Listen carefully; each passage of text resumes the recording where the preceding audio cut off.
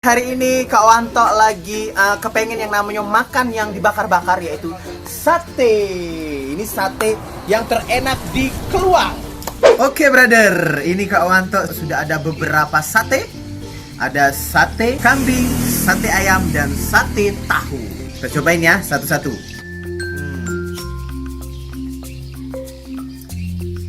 Bumbunya ngeresep nian ke yang namanya satenya ini. Supaya kita lebih kenyang, makan sate harus pakai lontong. Pastinya ini sate terenak di Keluang. Jadi kalau wong Keluang nak makan sate ini, ke Jalan Kompres, Kelurahan Keluang, Kecamatan Keluang, tepatnya di RT 11 tempat Pak Herman. Ini sate terenak di Keluang pokoknya. Ayo, kita makan lagi.